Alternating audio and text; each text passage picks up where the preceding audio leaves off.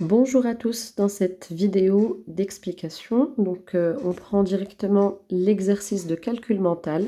Pour vous, CM2, il s'agit d'une dictée de nombres décimaux à écrire avec des nombres à virgule. Donc c'est parti, je dicte et vous devez écrire donc les nombres sous forme de nombres à virgule. 1, 15 centièmes. Donc je répète, 1,15 centièmes. Ensuite,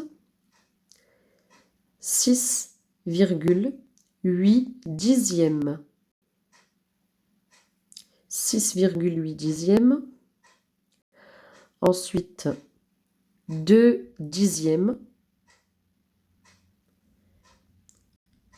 Ensuite, 3,2 dixièmes et 5 centièmes. Ensuite, 4,21 centièmes. Et enfin, 0,75 centièmes. Donc ensuite, une fois que la dictée de nombres décimaux a été faite, vous pouvez reprendre donc la correction des exercices qui étaient à chercher pour aujourd'hui. Il s'agissait des exercices C et D de la page 92 du livre. Donc si on reprend juste quelques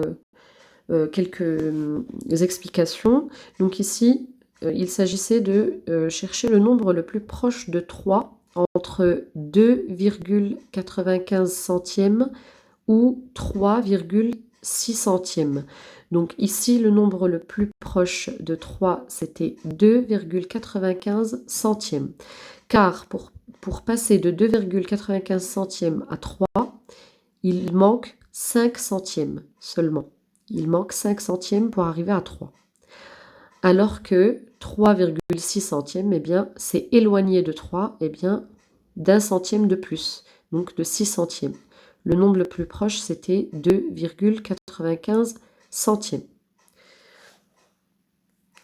Donc là aussi, le nombre le plus proche de 32, c'était 31,65 centièmes. Donc, pour quelle raison? C'est parce que de 31,6 dixièmes et 5 centièmes, il manque moins de 40 centièmes. Il manque 35 centièmes pour arriver à 32. Alors que, eh bien, 32,4 centièmes, eh bien, il y a 4 centièmes entiers. Donc, il y avait moins de centièmes de 31,65 centièmes pour aller à 32. Donc ensuite, l'exercice D, je vous laisserai prendre la correction. Il fallait bien sûr bien regarder la partie entière à chaque fois. On comparait d'abord la partie entière et une fois qu'on avait donc trouvé le nombre le plus petit, c'était 9,99 centièmes ou encore 9,9 dixièmes et 9 centièmes, bien sûr inférieur à 10, ensuite inférieur à 12, et ensuite il fallait comparer. Ici, on avait une série de nombres qui avaient la même partie entière, donc 12 à chaque fois. Et là, il fallait comparer bien, les centièmes et les dixièmes qu'on avait, en sachant que 9 centièmes, c'est plus petit que 1 dixième, puisque 9 centièmes, puisque 1 dixième, pardon, c'est 10 centièmes. Donc, quand on compare en mettant le tout au centième, on se rend compte des nombres les plus petits et les plus grands. Donc ensuite, je vous demande de faire l'exercice E, page 92, au cahier du jour, après avoir noté la date et le titre maths. Et ensuite, de prendre, donc une fois que c'est fait, donc c'est un exercice qui termine la série des exercices sur les dixièmes et les centièmes. Ensuite, vous prendrez le livret violet pour travailler aujourd'hui les millièmes. Donc, sur le même principe, comme pour les dixièmes et les centièmes, eh bien, les millièmes, ça va simplement suivre. Si on prend votre livret violet Donc page 15. Donc pour les élèves qui ne l'ont pas, je l'ai mis en photo, vous le trouverez dans le document d'exercice. Alors, si on prend la première case, 15 432 divisé par 1000, donc, ou alors 15 432 millièmes. Eh bien, on divise par 1000, on cherche le nombre de milliers. Ici, il y en a 15. 15 000. Donc, la partie entière, c'est 15, plus, eh bien, il nous reste 432 millièmes. Donc ici, dans la première ligne, on va noter 15 plus 432 millièmes.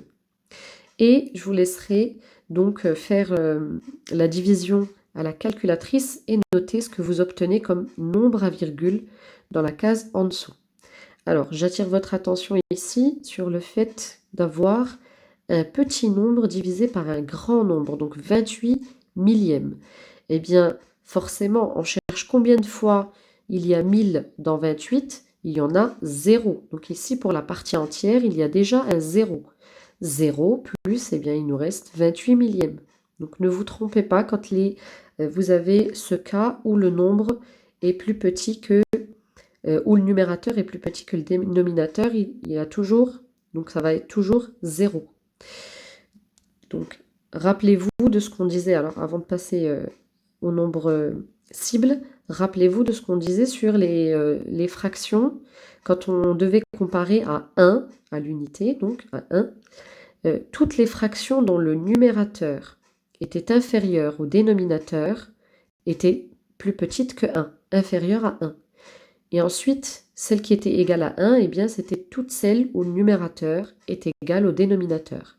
Et enfin, toutes les fractions qui étaient supérieures à 1, c'était comme celle-ci par exemple, 15 432, c'est celle où le numérateur est supérieur au dénominateur. Donc maintenant, pour le nombre cible, donc une fois que vous avez cherché les exercices précédents, pour le nombre cible qui va se jouer maintenant donc à la précision au dixième, au centième, puis au millième, mais cette fois-ci avec des nombres à virgule. Alors, il ne faut pas s'affoler, c'est exactement la même chose qu'avec les nombres sous forme fractionnaire. Ici, donc je vous ai mis les demi-droites graduées que vous devez reproduire. Donc le nombre cible qu'on cherche pour aujourd'hui se situe entre 46 et 47. Donc on reprend ce petit segment entre 46 et 47 qu'on agrandit, comme vous le savez, et qu'on repartage en 10 parties égales. Ici, nous avons la précision au dixième près. Donc je vous ai mis 0,1 dixième comme repère. Ensuite, vous avez 0,2 dixième, 0,3 dixième, 0,4 dixième, 0,5 dixième, ainsi de suite, jusqu'à 0,9 dixième. Et ensuite, le 0,10 dixième est le passage à l'unité supérieure. En sachant qu'ici, alors pour gagner de la place, je n'ai pas écrit 46,1, 46,2 dixième, 46,3 dixième, mais il est évident qu'ici, il s'agit bien de 46 et 1 dixième. Donc comme on écrivait avec la forme fractionnaire ici, on écrivait 46 plus 1 dixième quand on reprenait, 46 plus 1 dixième. Donc je n'ai pas mis pour la suite ici, puisque je vais vous laisser chercher avec les nombres que vous aurez dans l'énoncé. Je vous remercie pour votre attention.